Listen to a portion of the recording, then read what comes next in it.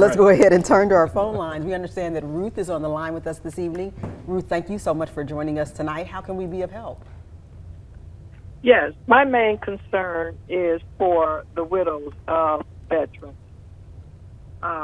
They provide facilities for veterans when they're up and active, and they do not provide a living quarter or facility for the spouse or the widow if anything happens to the veteran. Many times when the veteran is deceased, the widow cannot continue to pay the mortgage or even renting quarters for the families. So I'm just wondering, how is it that the men can receive a place to live, and after his death, the widow is left out in the cold? It's very unfortunate. You're absolutely right. Men and women who are veterans leave behind spouses and family members who often have no entitlements, and when they do have an entitlement, it's a lot of times it's need-based. It's based on an indigency status, and it's very woefully inadequate. It'll take literally an act of Congress to improve that.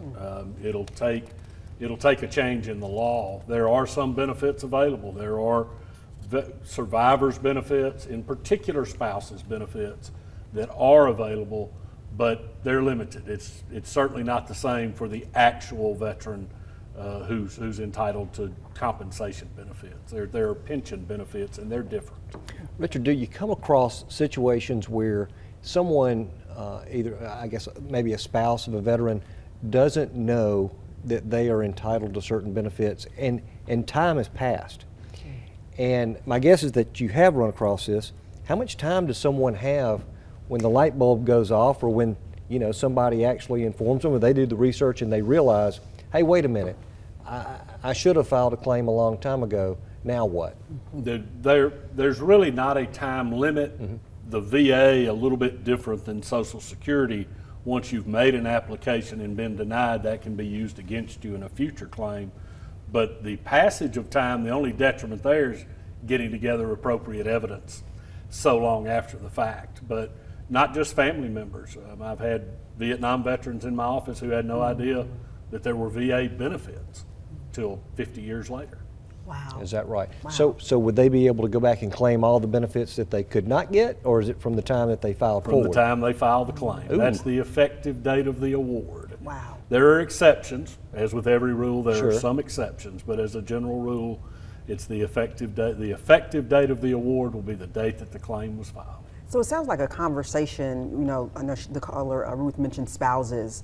Veterans Day coming up, I would imagine this is a good time just to have a conversation.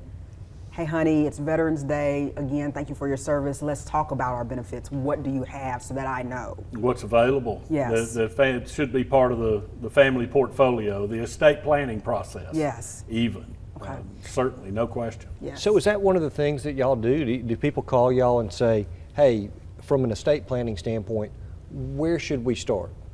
We get those calls most of the time. Most of what we do and most of the calls we get are, of course, as to what benefits are available. Yeah. And how do we go about getting them. And the state of Alabama Department of Veterans Affairs offers great service in every county. There's a Veteran Service Office in every county in Alabama by law. Mm-hmm. And they do a great job filing claims and exploring claims and opportunities. Our office and other lawyers who practice VA law usually come in at an appeals process. But we file original claims. We're glad to help at the original claim stage. But that's who to contact. Contact our office, but don't ever hesitate to contact the local Veteran Service Office. That's great.